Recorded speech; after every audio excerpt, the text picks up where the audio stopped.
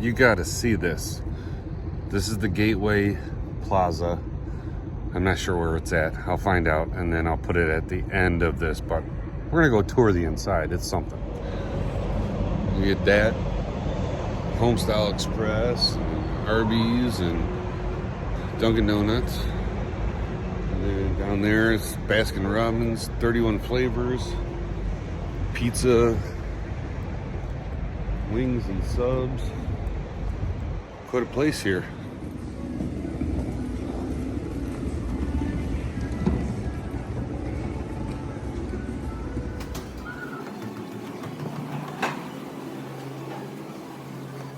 So we go upstairs, and this is the driver amenities area. Pool tables, exercise machines, more exercise machines, one of them punchy things. Gotta have one of those. I think I'm gonna try one of those out. Evidently, this used to be a Radio Shack. I thought they've been closed for like forever.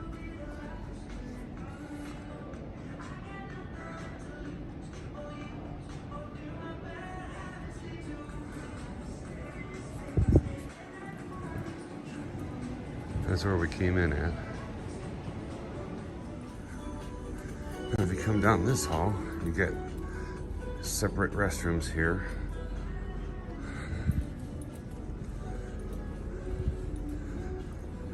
And then you have the chaplain office, and then you can buzz in there so you can use the church area if you'd like. But this one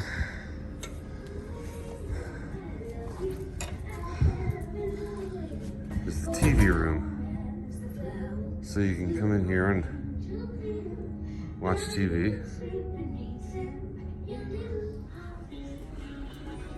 And if you go down this hallway,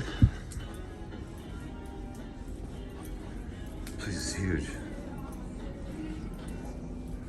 You have your whole laundry facilities here. All credit card driven, so you can use your EFS or your Comdata on it. And there is a TV. Remote's over there so that you can change channel. Then, if you go down here, showers.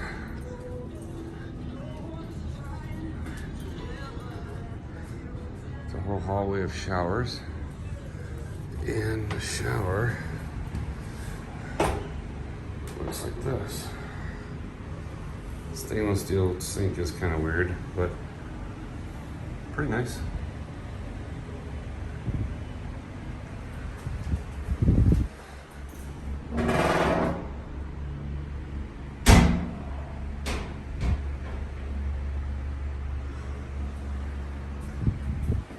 So it's a pretty nice shower in here. One of the better ones that I've seen. Swipe your Ultra One card in here, punch in your code, then you get in. So this is Breezewood, Pennsylvania. Right at the, well, I don't know if it's the end of the turnpike, but it's where I got off the turnpike to now start heading south to get to Virginia.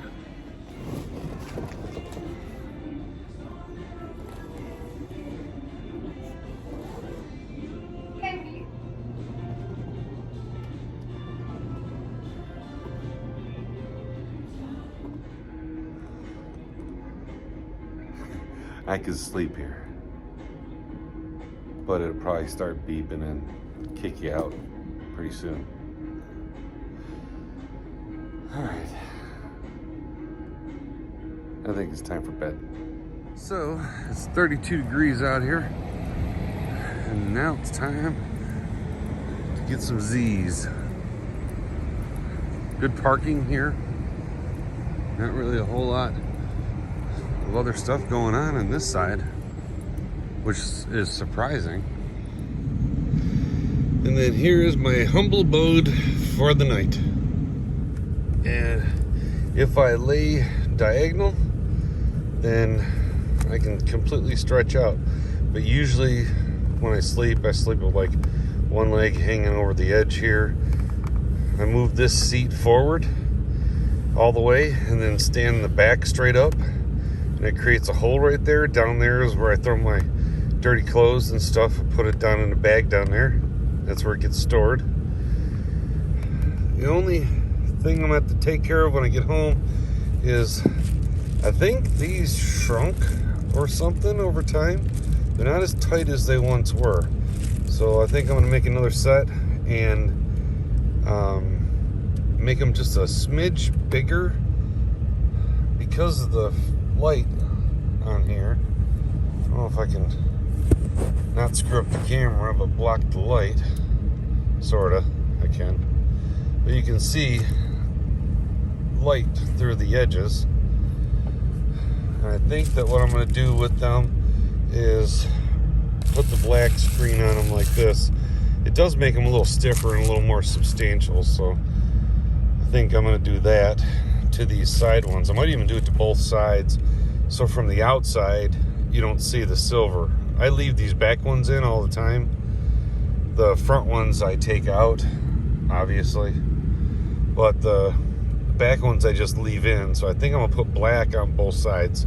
That'll make them stiffer and fit in there a little bit better, and then just from the outside it just looks better being all black because it is tinted windows there. And then the front, and I got a bunch of crap stuck up there, so it's difficult to get the front one up there, but it does do the job. It blocks enough light. I mean, I like a little bit of light in here, but just so I can see stuff. But the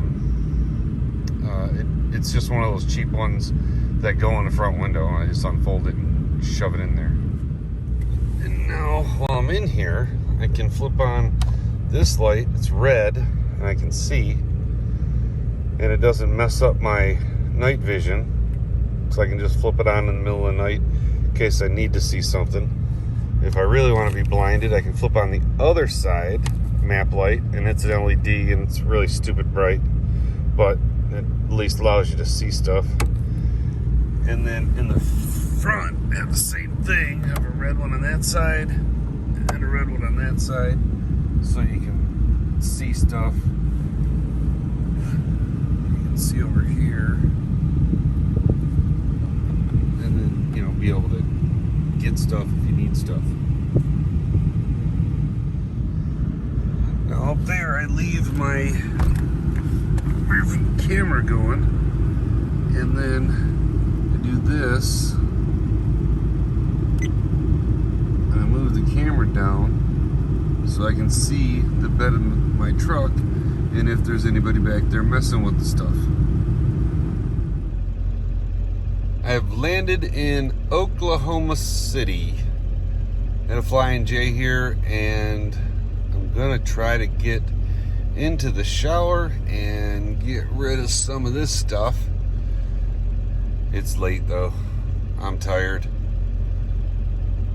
But making good progress. Laid down about 700 miles today, so I'll talk to you tomorrow morning.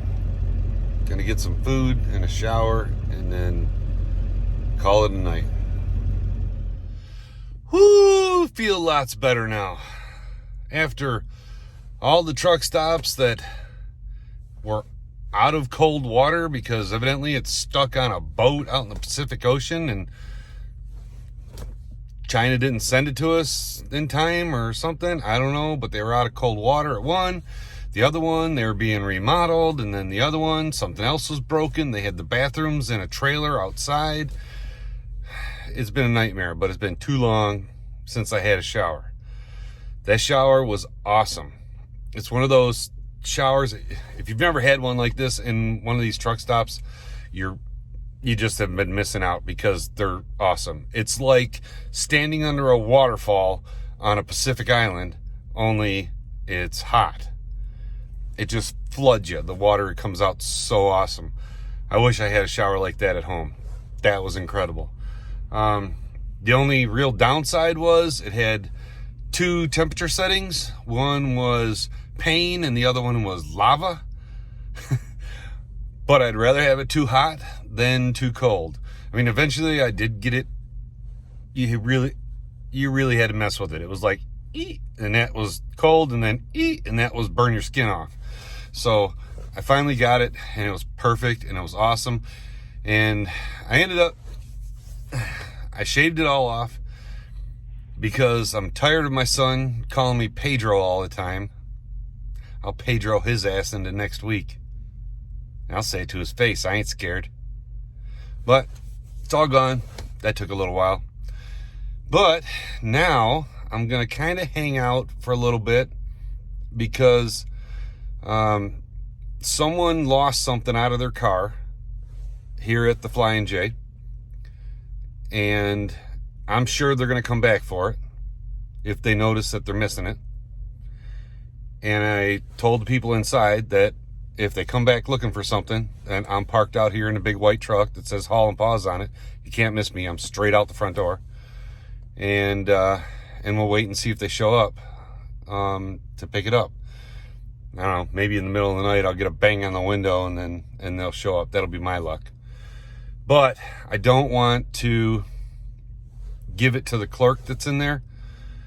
This is not the greatest part of town, and I'm sorry, but I'm from Detroit and I don't trust the people in there to give what I found back to the people that rightly own it. So I don't know what I'm going to do. If they don't come back tonight to get it, then tomorrow morning I'll go in and try to find a manager and give it to somebody in authority, and hopefully they'll do the right thing and get it back to the people that it belongs to, because they're definitely gonna miss it. And if there's no manager or whatever, then I guess I'll have to, I don't know, call the police. I don't know what you do in this case. I'll let you know how it turns out, and then once we get to the end of it, then I'll let you know what it was. So now it's time for me to kind of chill out. I'm gonna watch a little bit of TV, wait for somebody to show up around here, and if they don't show up in the next hour or so, then I'm going to bed. And I guess I should put pants on tonight, huh? Just in case they come banging on the door. Okay, so welcome back. We are eastbound on 44, a little bit out of Oklahoma City. And now I'm going to tell you the whole story from last night. So I got into the Flying J on the north side of Oklahoma City. I wanted to get to the other side of Oklahoma City. I don't really ever like to stay at any of the truck stops that are in the cities. I like to stay about a half hour or an hour outside either direction of the city. Didn't work out that way for this particular one for a couple of different reasons. One was time, and I just ended up, that's where I was going to have to stop. And the other one was the fuel was $2.80 a gallon, so it was a perfect time to get filled up. That's a pretty good price in Oklahoma. So anyway, I stop in there, I get set up for the night, I go in the app, I get me a shower, I go in and take a shower. When I'm walking out from taking a shower, and this is, by now it's late because I've talked to my wife and talked to my son and got the truck all ready with all the blinds. I did all that before I went and took a shower, and I had dinner and all that. So it was relatively late, probably, I don't know, midnight, 1-ish. So I'm coming out of the shower, laying in the middle of an empty parking lot. There's nobody around any of the gas pumps. There was nobody there. There was a smallish change purse laying in the parking lot, and some of its contents had spilled out into the parking lot.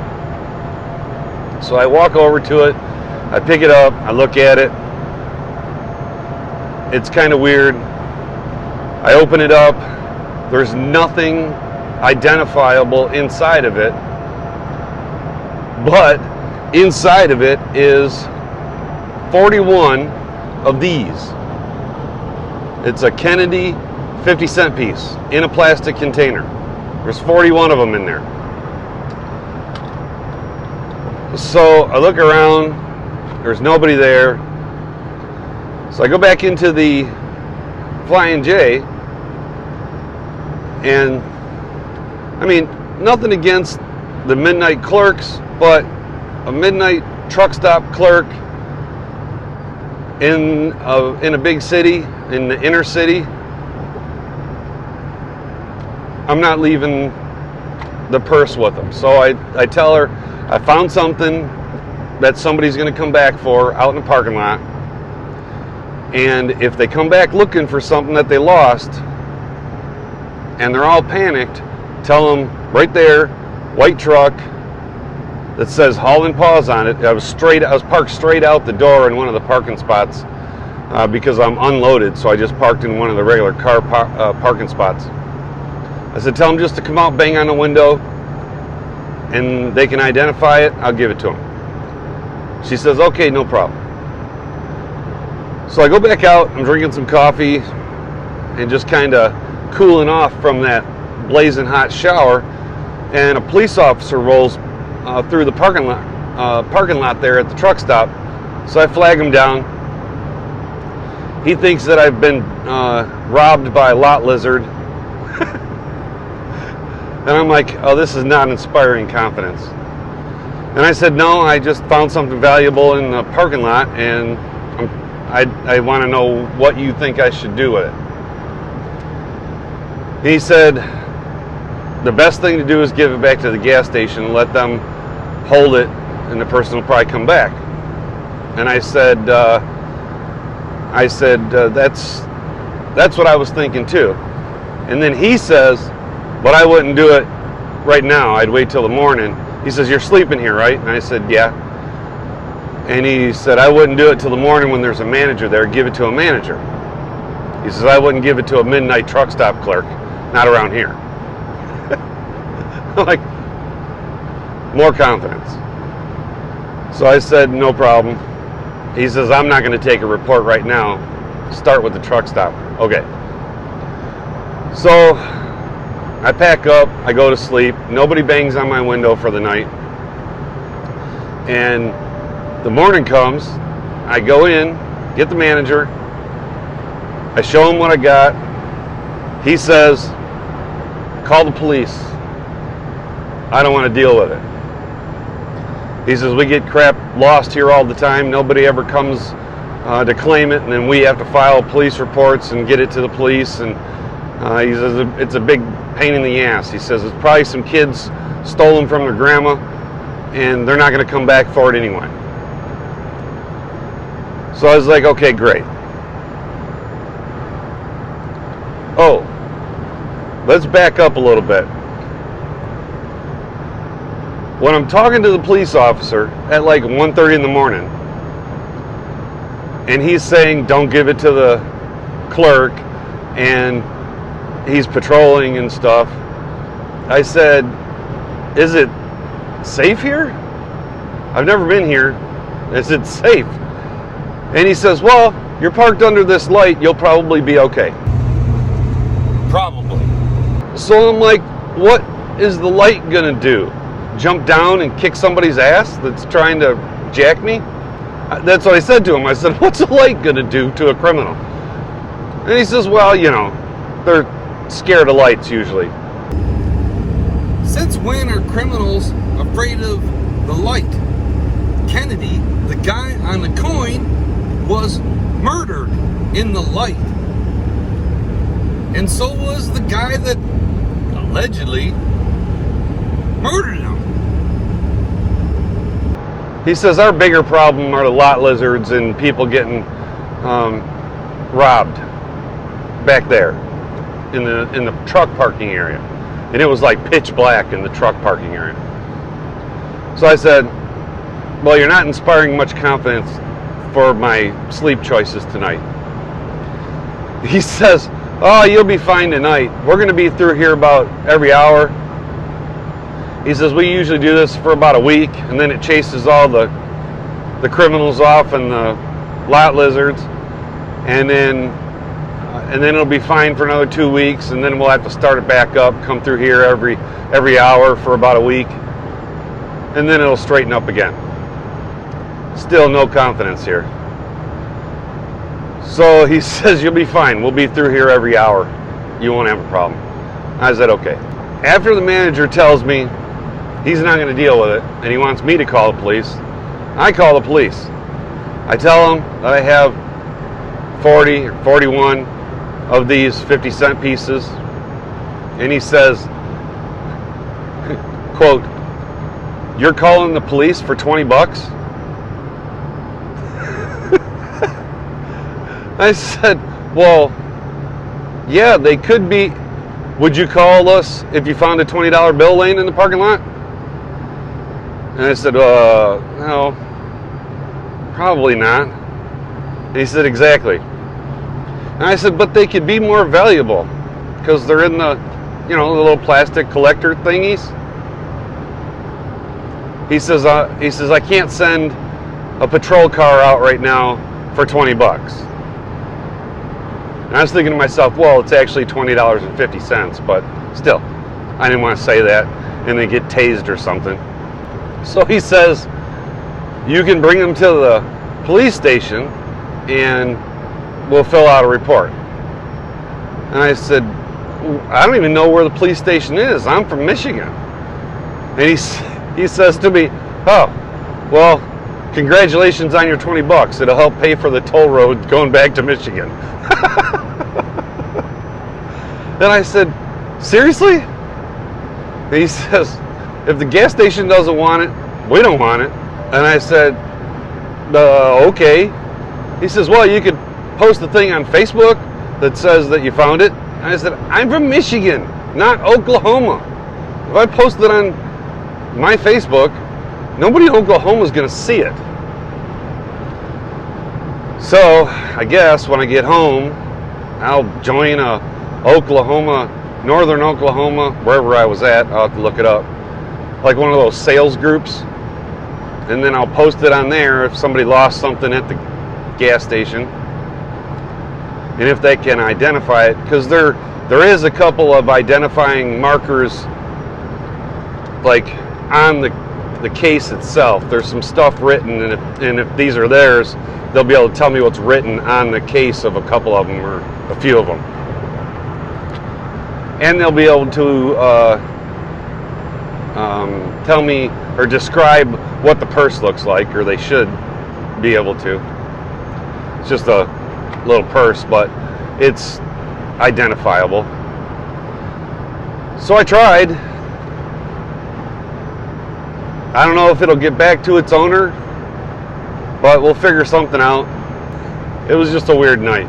So that's the story of what went on at the Flying J at night in northern Oklahoma City. So this is the Joplin 44 truck stop. So we're gonna go in and check it out and see what it's all about. Let's go. So this place has piles and piles of everything that you could want.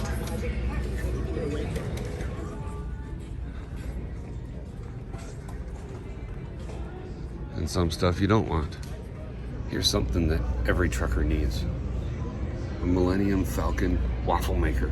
You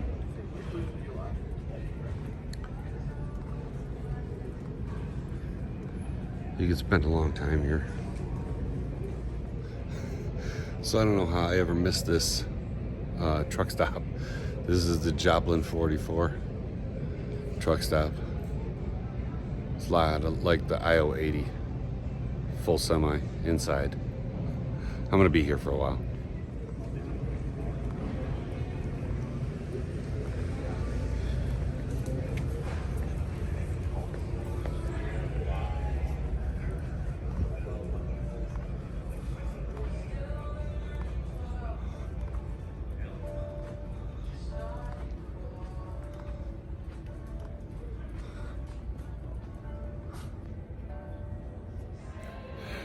And now there is a pair of man flops. Another semi I found. This one's pretty.